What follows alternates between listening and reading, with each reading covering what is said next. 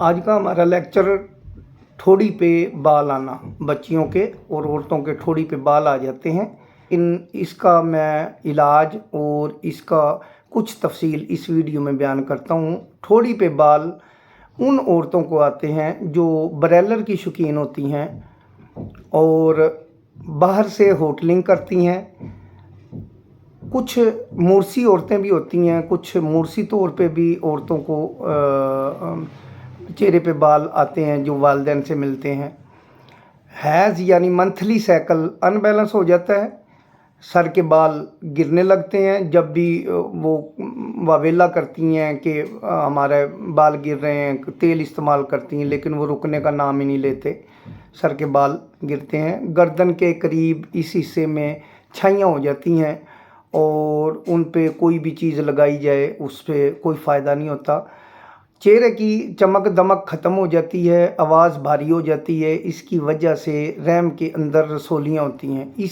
ये जो hormone unbalance होने की वजह से और मंथली साइकिल के अपसेट होने की वजह से, अगर मंथली साइकिल कम आए या 2 मंथ ना आए तो रहम में रसोलियाँ भी इसी वजह से हो जाती हैं।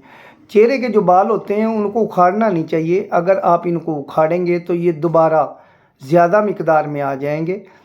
जब हार्मोन बैलेंस होंगे और मंथली साइकिल यानी हैज़ मंथ ब मंथ हो जाएगा तो ये खुद ब खुद बाल गिर जाते हैं, इनको उखाड़ना नहीं चाहिए।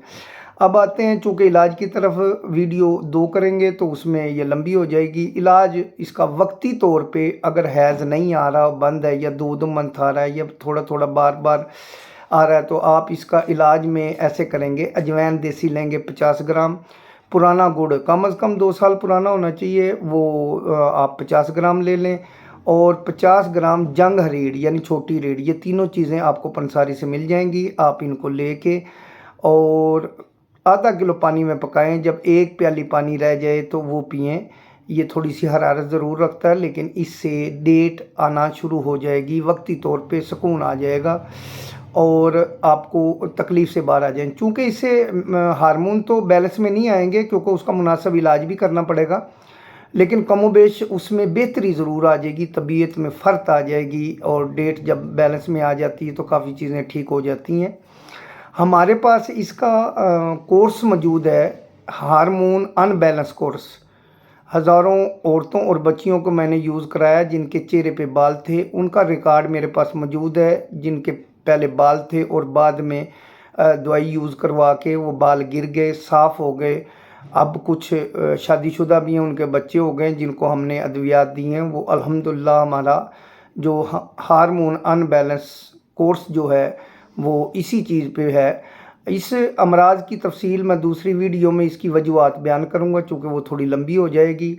लेकिन उस्ताद मोहतरम प्रोफेसर मोहम्मद अशरफ शाकर की किताब इलाजुल अमराज हिस्सा 2 में औरतों के अमराज में ये तफसील मुकम्मल तौर पे लिखी जा चुकी है। अगर कोई दोस्त हकीम या कोई भी फ़ीमेल या मेल अगर इसको समझना चाहें तो वो उस्ताद मोहतरम प्रोफेसर हकीम अशरफ शाकर की बुक में इसको पढ़ सकते हैं, बुक मंगवा सकते हैं, वो आपको मिल सकती है।